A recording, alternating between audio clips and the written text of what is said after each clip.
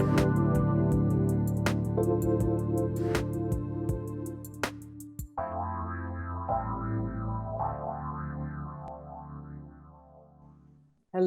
and welcome to The Truth is Funny on Transformation Talk Radio.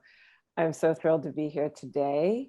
We are going to be talking about the Zac Brown song, Keeping the Heart Above the Head in Times of Stress. I love that song. I love the concept of letting it go. But what we're really going to focus in on today is this connection between the head and the heart, and the vast opportunities that are available in, I don't even like the word balancing, but looking at the information exchange between those two parts of the body.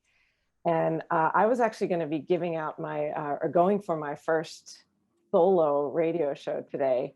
And I was speaking to my dear friend and colleague who's been on this journey of seeking endless explanations for how and why things happen in the world and in our life and in our own body. And we got so excited to do it together. And it just so happens that she was free. So one, I want to thank you so much for joining us today. This is my friend, Anne Marie McQuaid. She is a teacher in the New York City school system, and she's going to tell us the rest about her I don't know, you. Yeah, me, sure. Good morning. I'm so happy to be here. Thank you for having me, Karen. This is perfect how it all worked out and fell into place last minute, which seems to be just how it works with us. And it's always perfect when it falls into place like this. So thank you. So I am a speech therapist. I work for the New York City Public Schools. I work with children with autism spectrum disorders. I am also a mother of 3. I have been on this journey of learning medicine energy, and also not only partaking in receiving sessions and receiving this work and expanding with it, also a practitioner myself with body talk and Reiki as well. So I think that's it about me. Just your general run-of-the-mill, New York City school teacher. Yeah. Although I do think that it's growing, right? This sort of field of looking at things differently. And the heart, right?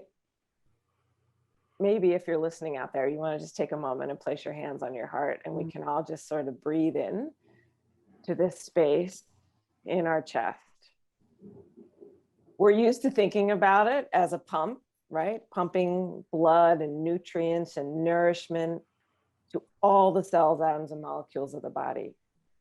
And we're going to honor that even for the moment, like, oh my goodness, this heart plays such a big role in that. And that's what most of us think about. And we have these amazing heart surgeons, cardiovascular doctors, everything out there that deals with the physical mechanics of the heart. And one of the primary impetuses for me to move beyond just the medical approach. I'm an endless seeker. I'm an Aries, and Anne-Marie and I share that endless seeking. Like we get together and we just sort of like, did you hear about this? Do you know this could be another reason why that is happening? Learning to discover that we hold the essence of ourself in the heart, right? That essence of us. Someone might say, well, what does that mean? And, Anne-Marie, let's go. Like, what does that mean? What does the essence of the self mean to you? Oh, that's such a good question. The way I see it, and living from the heart, or learning to live from the heart, I see it as understanding and getting to know the true essence of who you are, without the intellectual understanding of who we should be, or what we've been taught we should be, or how we're supposed to show up in the world.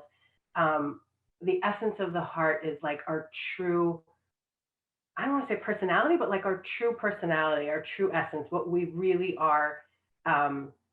If we take away all of the beliefs and expectations placed on us, our essence, our truth it comes from the heart. It lives in the heart. So that's how I see it. It's sort of like when you start on this journey, or getting to know your heart and your own true self. you start to see things differently. You start to experience life differently, um, because you are leading from a place that, um, typically most of the world doesn't teach us to lead from or to listen to. And so it's The getting to know your heart class in high school. You didn't right. take that one? Exactly. I signed up for it, but there wasn't a class. It got canceled for some reason. Heart 101, yeah. Who you really are. Right. Right. And it does, I think, Yeah. particularly for our age group. We won't talk about what our age group is, but maybe we will. I mean, I'm actually kind of proud of it. But like, who are you, right? And we usually define that. Well, first I want to mention just your explanation had me take a deep breath. I don't know if anybody out there in the audience, like just the way you spoke about it, I could sort of feel this relaxation that came over, and then suddenly I felt drawn to take a deep breath. And I first want to point that out to the audience of that's connecting into your truth. So she's saying words, your body recognizes it. And if you have the skill of presence, you may find yourself either yawn or take a deep breath, or even just feel your body relax. And it's not even so much the words, right, as the energy behind it. You can tell you've studied this a lot. And I would say beyond studied it, you've embodied it, right? That you're not just intellectually understanding what the heart is, but there's a true sense of it coursing through your body, and that translates in the words that you speak. And that, I think is a great point right off the bat of when we're talking to someone and we feel our bodies relax, we start to yawn, right? Which is hilarious, right? Going back to school, right? Stop that yawning. I'm sorry, I'm not bored. That's one of the things, right? We always have to say to our clients, no, we celebrate yawns. It's like I love to say, it's like the in the baseball field, I'm doing the wave. Yawns. It's like a big release. It's a resetting in the brain. It actually allows you to receive the energy frequencies that's coming from the other person on an embodied level and not just an intellectual level. And you will find if you really let yourself go into a yawn, that, right, like you will feel it more deeply. So that's your second assignment, right? Your first assignment to the audience is like, notice how you feel when you're speaking to someone. And again, if you feel tight and tense, it doesn't mean it's that person, right? But maybe the information is not for you, or maybe the information is challenging you. All okay. But then also notice those times, and we all have them, when we're listening to someone, like I just was listening to you speak, and I just felt, this subtle expansion in my heart, this breath, relaxation breath come across, and then a desire to just take a nice cleansing breath. Yeah, the word discovery comes to mind too. That was something else I had sort of jotted down, like discovering, right? Like discovering, what we're drawn to, what excites us, what has meaning for us, what's meaningful. So discovering what's meaningful for us feels like that's when you're in that place, that's heart centered. That's how I picture it, or feel it anyway in my body. And I love the word. I love what your discovery, and then discovery of your own animating force. Right. And I don't know, that may meet the audience and it may not, but there's, for me as a nurse practitioner, this idea, right? Technically, egg and sperm came together and then started to divide and create all these, and differentiate it, right? You started from one egg and one sperm that were magnetized together by an animating force that we don't fully understand. And then it started to differentiate. So each one of those parts of your body, the lungs, the heart, the liver, and gallbladder, all works in community, but they all have their individual job. And isn't it cool to discover the expression of each of those parts, right? The part of your body that in Chinese medicine kind of houses the essence of us, the truth of our animating force, which is free of, as you so eloquently expressed, the shoulds, coulds, and woulds. I think I said this to you last night, but there was a quote that I read, and I'm not going to remember the author of it, but It was basically like, if you know exactly what you're doing on your path and you know exactly where you're going, you're probably doing someone else's path. Right. So this, this idea of this is exactly what I want to do, it's very an intellectual thing.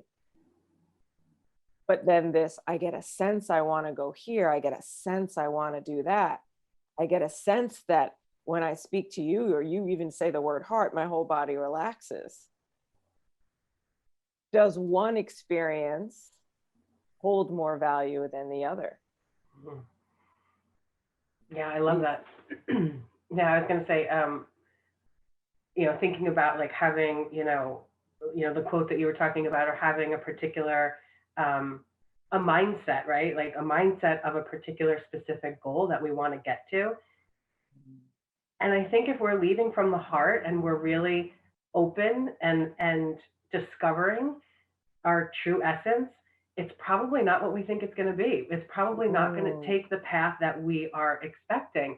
And that can be really hard. People see that as, I know I've seen it as failure, right? It's, well, this is what I set out to do, and it didn't happen the way that I had planned it or I had pictured it. And so true. How many end of the days do you sit there and like, I didn't get this done, I didn't do that, I was supposed to do this, I didn't do that, and we go into this whole like, I'm not worthy because I didn't do any of those things. Ooh, such a good point. Yeah. So maybe you think you could say you're in your head then, or I'm in my head then, or anyone's in their head then when they're, exploring the inner critic, right? Because that's, well, is that separated from the heart? Is that separated from your true nature? Is that attached to some preconceived idea of how you're supposed to show up? Whoa.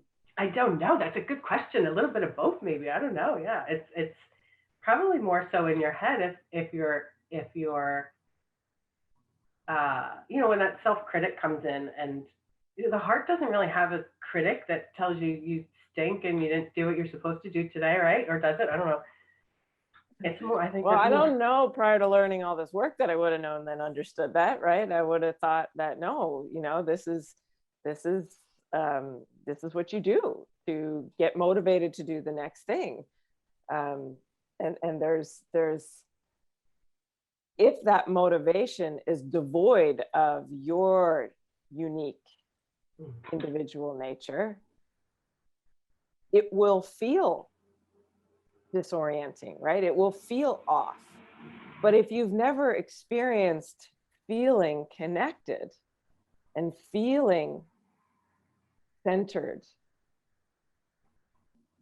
joy, right? That's just, like I always sort of say, like the sunset, right? Like that when you're sitting in front of that sunset, and whatever the problem is tends to sort of get a different charge. But if you've never felt that, or you, right, because that's not an end result thing either, right? Feeling that is not like, oh, I got it, I felt it, I got my essence, I'm done, right? Like, as okay, what's the next thing, let's move on. Right? Like it's like an ever deepening thing, which I think is part of the tribe that you and I have created, is like, oh my goodness, I felt it so deep, right? And then the next day you're like, I can't find it at all, right? Like, does anyone know how I get in there? And you call your friend, you call your mother, and you read books, and you read Bruce Lipton, and you read every book out there. How do I get connected to it again, right? And so it's this constant ebb and flow. Yeah, I sort of interrupted you, but I mean, it was that if you are desiring to experience it more deeply, your essence, your truth, that part of you that plays all the roles, you might create some experiences that are really bloody frustrating, so that you can become aware that there's a possibility of infusing your life with that essence more deeply. Yeah, that's those situations, or those times or moments when you are living or showing up or coming from that true place, and it upsets everyone around you because they're not used to the kind of wild or not wild or peaceful or whatever it is whatever that essence is and how it's showing up, can be unexpected for some people, and they're not quite sure Yeah. how to navigate that when you change a bit, you Well, know. and I mean, how dare we talk about the current climate, but so many of the um, young adults that I'm working with, they're crushed with feeling judged and shamed and wrong, and they're literally hitting a level of external judgment that has reached a pinnacle, you know, like going out, you know, they're in a phase that's naturally about socializing, expanding the heart, experiencing joy. That is like 18 to 23, right? Like I still go back to those movies to like I want to you know, embrace that fun again, you know. And they're the people in that age group, they're being told by society that that is wrong, that that is not safe, that you're putting other people at danger by doing that. And they're literally riddled with negative thoughts and fears of taking action. And so you can focus on how that's wrong, right? Maybe we need to rewire our world, but you can also use the heart and that sense of love to direct those students, those beautiful young kids. They're not kids, right? They're adults, to me and you, right? Mm-hmm. What would it be like to deepen our connection to our own truth as the antidote to judgment from others? You know, and it like to the level of like where you would say, as if someone were like, well, you're not a girl. And I know that's a whole nother bag of worms in the modern day world, but I mean, like, you're kind of like, no, no, no, I am a girl, right? There's no argument in that. And there's a level of feeling connected to the essence of self, which is here to make mistakes, which is here to do things wrong, which is here to have experiences and be willing to sort of love all those parts of self so that you show up raw and authentic, even in the face of someone, you know, judging you or calling you out or believing that you stand for something that is not aligned with their beliefs. So, you know, we're kind of talking about, I think, or at least the way I was taught, is to focus on the person and either make a plan to stay away from them or label them as a bad person or label the government and society as a bad person. And I think what we're proposing here is this additional approach that my hands, I keep seeing my hands all over the place. This additional approach that can be available to us too, which is deepening the connection to self as a tool to navigate these chaotic times, these times of stress. Yes, totally. Say it again, just like that. That was perfect. Then the next question is, how do you do that? So how do you do that? Like, what are your go-to sources? I mean, I would you agree? Like, one of mine is often like vomit to you. You know, like Yeah. I have a tribe, if you will, of Mm-hmm. women, which is, you know, not too many people, but that are aware of this container and the value of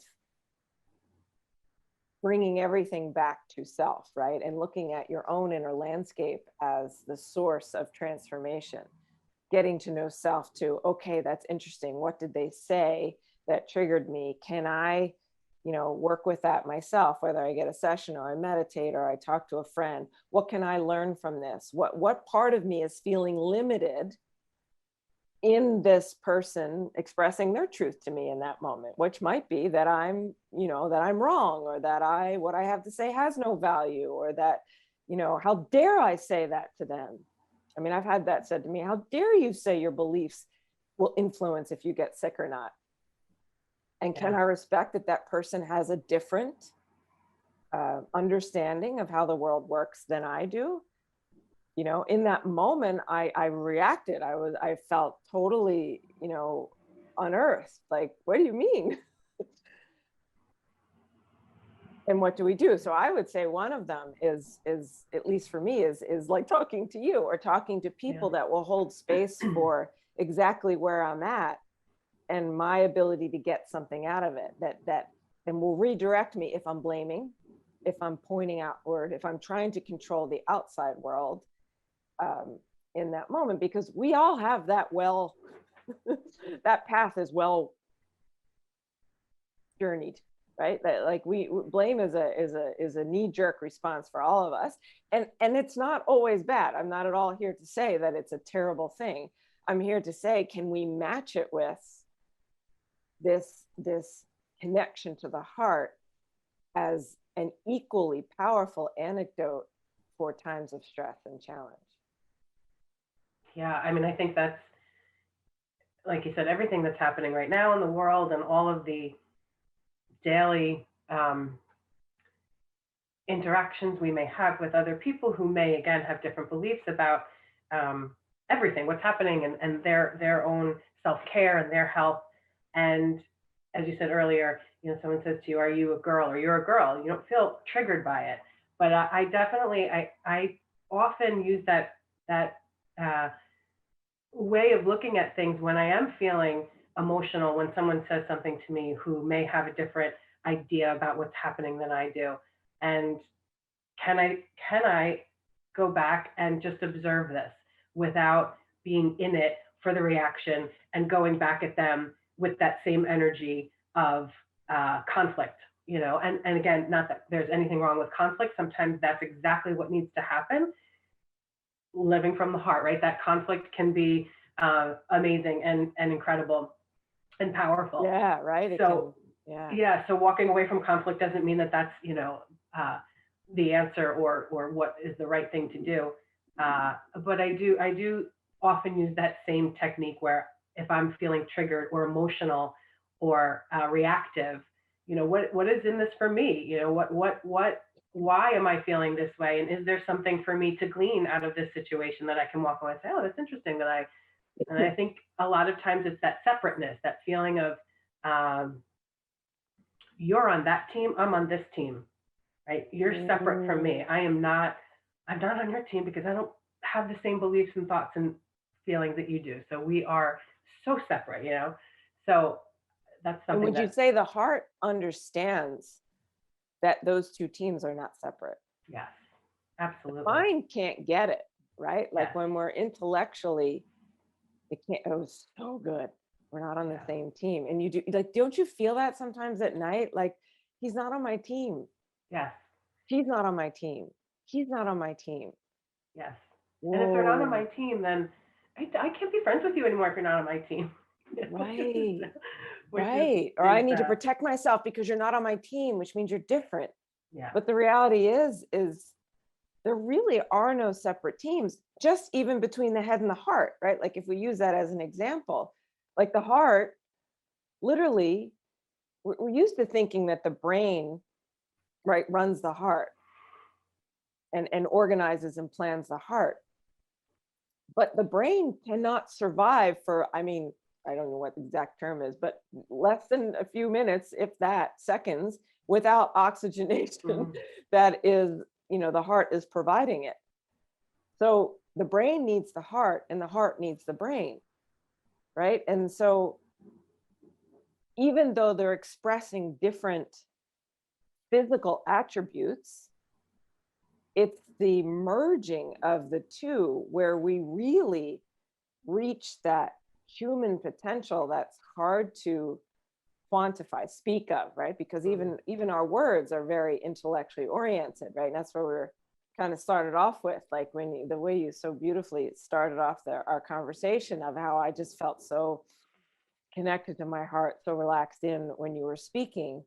You know, that's beyond the words. That's feeling the frequency behind the person's words. Mhm. Um, So good. that the heart will guide us in, and the heart's always the one kind of saying, okay, we got this. Like you can mess up, because actually messing up is necessary. Because if we never messed up, we would never be challenged to do anything different. We just keep doing things the same.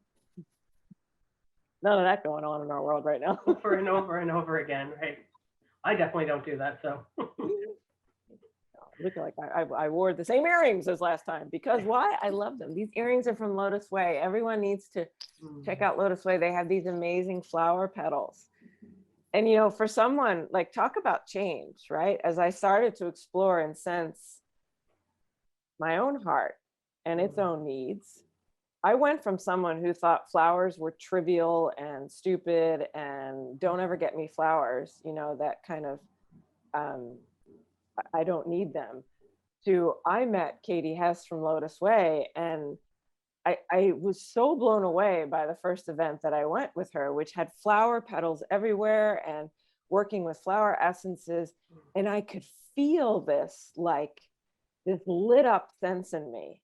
And at that point, I had been seeking long enough that I recognized it. I was like, oh, this is what lit up feels like, right? Like, it wasn't something that came like this. Like, you actually have to work to have the awareness. You have to learn to have an awareness of what feeling lit up feels like.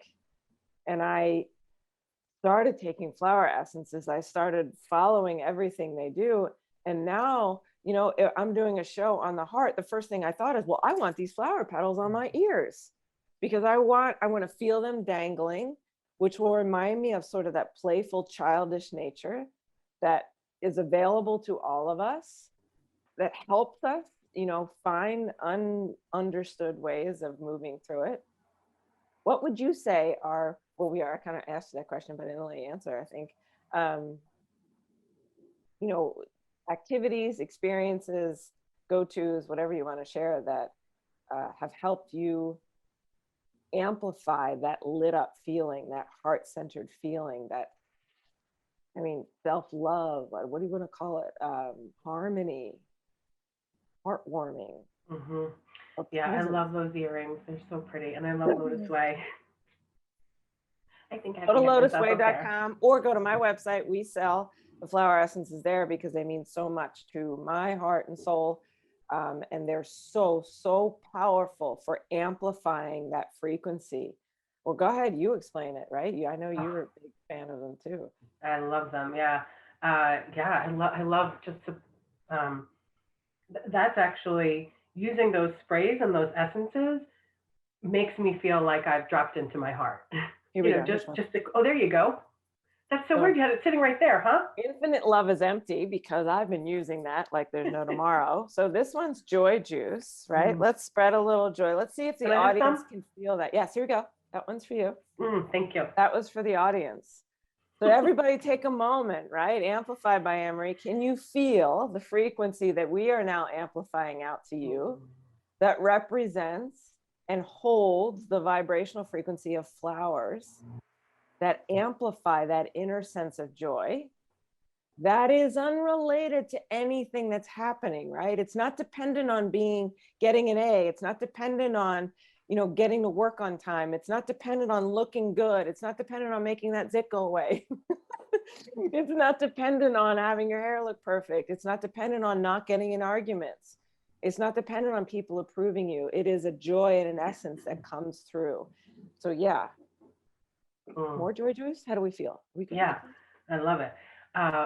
Something that came to mind when I was thinking about talking to you about living from the heart and living from your essence. And it's something I want to bring up. I feel like it's important.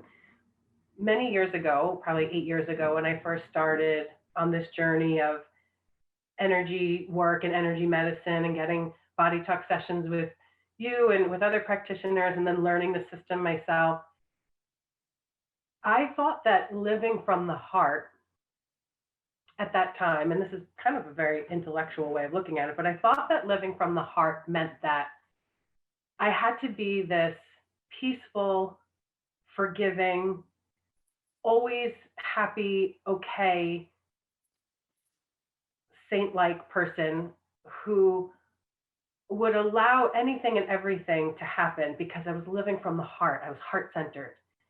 And I think that can be it can be a common misperception that if you're living from the heart, it means that you have to be in a state of love all the time. You have to be in a state of peace and joy and happiness. Oh, such a good point, Anne-Marie. And It's so, so good. and so what happened was I was living from this place in the heart that was very much in my head. And I had no boundaries, right? I had nothing, I had not created any space for myself really. And because I was always forgiving and forgetting and being loving and kind and from the heart. So it came to mind when I was thinking about talking to you today. And for everyone out there, I think when you start to again learn who you are and start this journey or continue on this journey of discovering yourself, discovering your essence and the beauty and uniqueness of you also very much encompasses having boundaries, saying no, not showing up in this state of love all the time and forgiveness all the time. Getting angry, right? And and that's all part of the authentic expression of of living from the heart. So that's something that felt really strong about sharing because that was a big part for me. That's so powerful. You know, when you were talking, one of the things that you and I both were raised Catholic, so it made me think of, you know, Mother Mary and this image that was indoctrinated in my being, that is, you know, what we all should be as good Catholic girls, you know, striving for is, you know, gentle and passive and full of love and peaceful and emanating absolute, like your halo, right? Where's my halo? Halo, you know, like, you know, like all that. Mm-hmm. And I literally was like, oh, I'm so angry, you know, as I was a kid, because I remember I would go to church and it was like, please let me be good. Please let me be good. Because like one of the biggest, you know, things I would get in trouble for was my rambunctiousness in church. So it was like, if I could just be good in church this week, then I'll get my privileges back, please. You know, and you'd look at these statues of Mother Mary and you're like, I'm the furthest thing from that. Like I might have seen a glimpse of her in me for like 10 seconds yesterday. And I actually can't remember what I was doing, right? So this idea that, you know, as Catholics and every religion has their own version of it. But again, she is beautiful and she is like goodness, the song, like the Ave Maria song, like the like tears, like that is a beautiful expression of the feminine. And what I love, what you're pointing out, and we've talked about this, is you know, the real feminine, you know, the fully part, which is wholeness, right? Which is takes everything of the feminine, is much more like Mother Nature. Mm-hmm. You know, those qualities that exist. She's raw, she's wild, she's intuitive, she's fierce when she needs to, she's loving, calm, and open when she also needs to. And our overemphasis on how things should be stifles her expression, like you said, right? And then you suddenly are like, no, I'm not a good woman. I'm not a good. And the reality is like, yeah, like those energies serve us. Every single one of those emotions is the gift of the feminine to the world.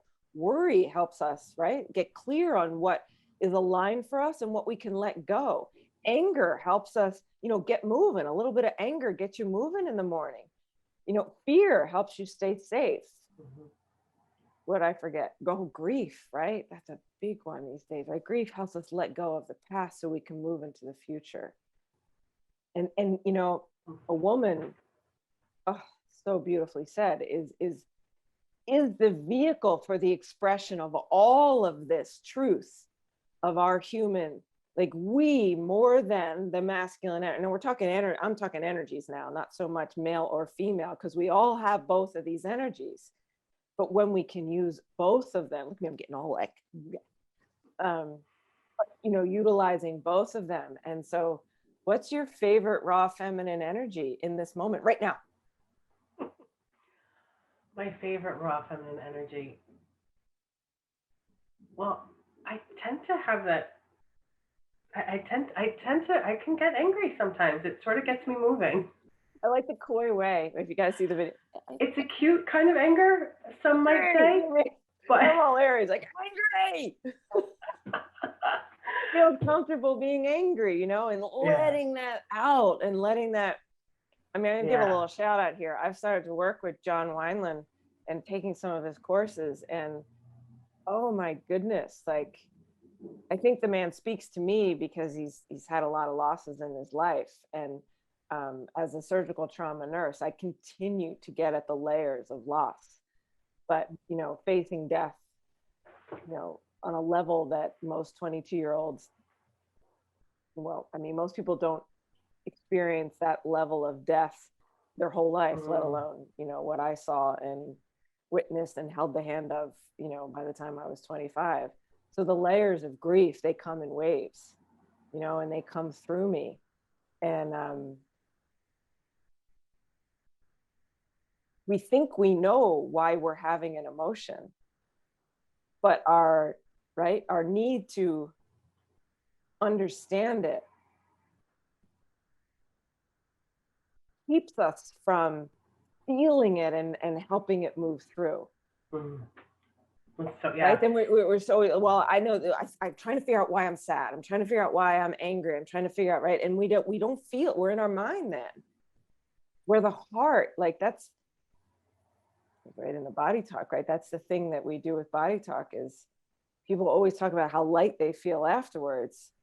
And it's like we get the mind out of the way and the body's natural intelligence, that animating force, which I would go to say is the essence of it, is housed in this heart complex area, flows and you just can't believe how things are so different after an hour of lying on a table and like possibly laughing, maybe some tears, maybe, but tears that are like, I don't even know why I'm crying. Like those kind of tears.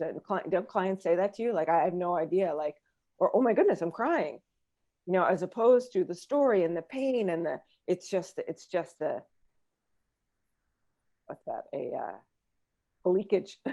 It's a release. Yeah, sure. And um, yeah. And I think that part of what you're talking about and saying it so, I'm listening to you. I'm like, yeah, right, totally. All those emotions that have so much purpose. And we typically, like you said, intellectualize and want an answer. Why am I so angry right now? Why am I, the why doesn't really, it doesn't get us any further. It doesn't do anything for us to be able to figure out so that we so we can fix it really. I think that's what we do in our head. Like, well, I'm so angry right now. So, and it must be because of this. So I won't do that again, or I'll make sure that doesn't happen again. So we try to control and at least in our minds anyway, think that we're going to, control it and keep it from happening again. So because anger is so uncomfortable or sadness is so uncomfortable. Well, next time I'm not going to talk to that person because they, triggered this sadness in me. We make rules. Yes. So we don't feel that pain again. Right, exactly. To keep super safe and super small and just keep making sure those things don't happen anymore. Yeah. So, but the purpose of all of those emotions, and I think honoring the purpose of them and how beautiful they are. And you're talking about like body talk sessions, and when I first started getting sessions, I couldn't understand what was happening. I didn't even feel actual sadness in the moment, but it was like a switch was turned on, and all of a sudden there were tears, streaming from my face, and I wasn't even in a particularly emotional, in my, feeling emotional. But the beauty of that and being able to allow that to happen is heart centered. It's coming from that place that wants to be your true essence. It wants to express itself and to be on that authentic path. And so clearing away and allowing those emotions to flow lends like your essence is using those emotions to allow you to express it. Exactly. Yes. Exactly. Yeah. But we need to take our break because I have no idea what time it is. I can talk to you all day long. So we're just gonna let that, right? Those emotions are happening to allow your true essence to come through. And we're gonna leave you with that as we go on our break. This is Karen Benton on The Truth is Funny, and my guest is Anne-Marie McQuaid. And we're talking about the heart, keeping the heart above the head, inspired by Zach Brown Band's song, Just Keep My Heart And we'll be back in just a few minutes. Call in 1-800-930-2819, I think.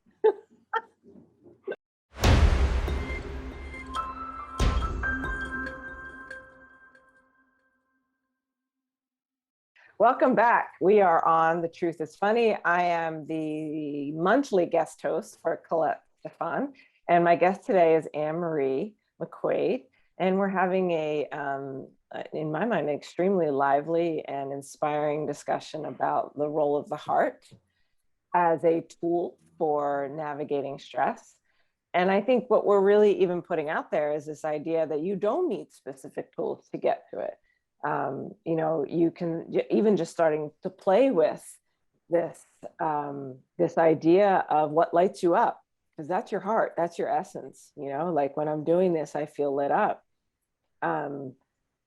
And then we were just talking on the break of a couple of things that we thought we would cover as far as understanding on an intellectual level, obviously, because we're talking, what that essence represents. And Anne-Marie, I'm going to ask you, right? So we use sort of the term that's written in even our body talk world, that heart holds a sense of connection to something bigger, really a sense of connection to the universe.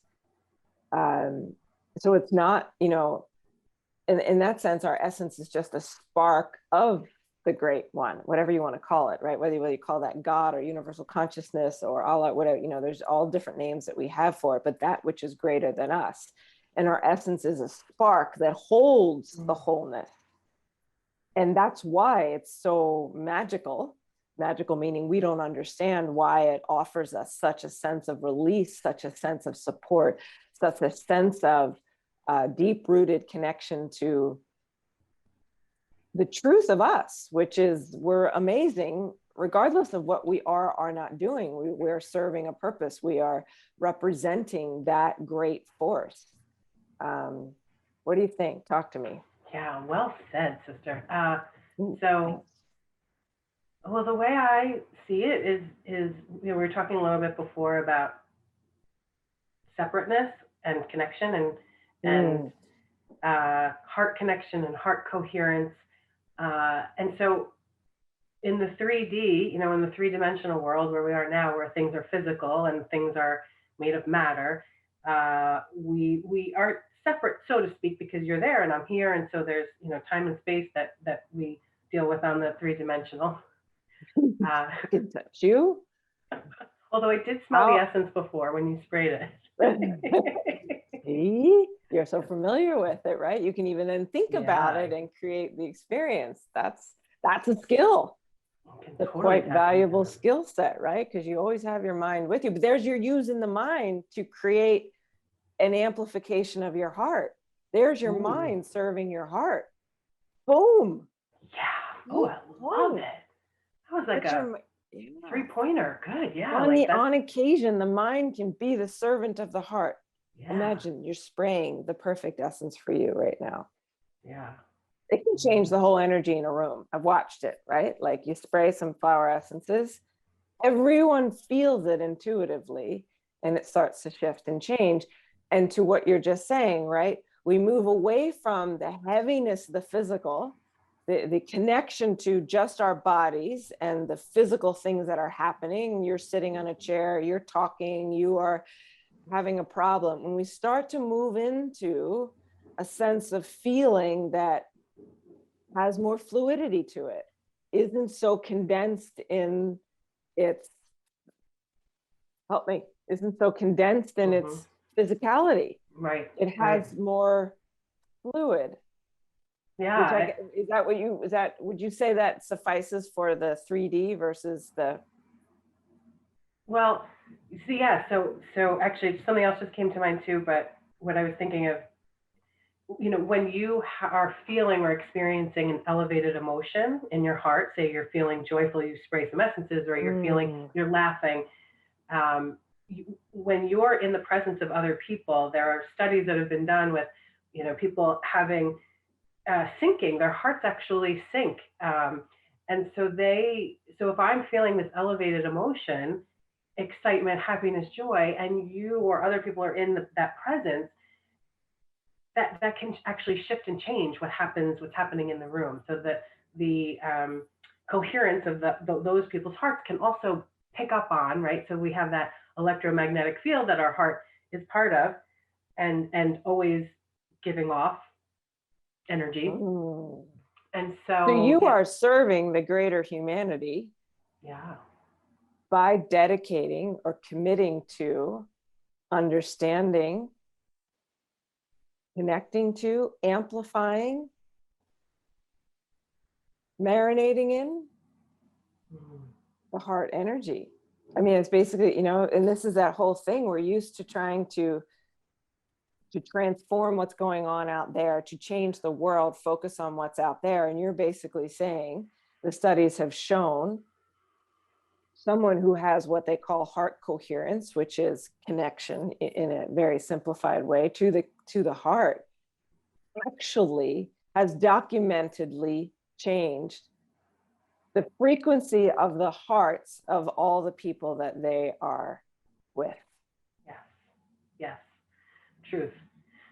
And I think that also when we're talking about like the three-dimensional and the physical, uh, beyond the three-dimensional or beyond our physical world, that's where we are also connected from the heart, or from the heart center, where everything is connected and there is no separateness of the physical world. So it's beyond, if you want to say it's, in another dimension or another universe, whatever word, like you said earlier, whatever belief system you subscribe to. But I think that that's also where we are connected, all connected together Mm. at this higher level where our heart energies are all linked, not all the time, I think, basically. Uh, yeah, that's sort of how I picture it in my mind, outside of the 3D world, outside of the physical. And that sense of being a part of something greater Yes. helps us sort of feel um, more fluid, which helps a creative mind access solutions and answers in multiple pathways or multiple ways of perceiving anything, right? And suddenly that conflict or challenge that has you so you suddenly can see it from many different perspectives. First, it might happen with one, right? Like, she was rude to me. That might be your first. And then suddenly you're like, actually, she was reflecting that tiny little, that part of me that still feels abandoned and, ignored by my parent, who was maybe an alcoholic, or, just for an example.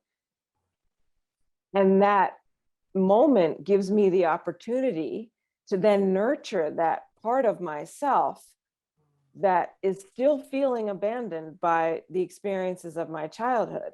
And I can take responsibility for that, to shift it and move it and change it, which will then, right, open my heart even more, because I am the only one that can give myself what I need, because no one's had my experiences, right? There's no expert out there that is the unique representation of you, that has the filters and the expectations and the projections. So these are like what you're saying. These are all the inspirations for getting to know you more deeply, is to know those subtle little belief systems, those subtle little triggers that impact how you see the world, the experiences that you have, and then the power that you have by just observing it. Your observation changes the molecules, changes the hormones that are coursing through your body, changes the neurotransmitters that are coursing through your body, which ultimately changes,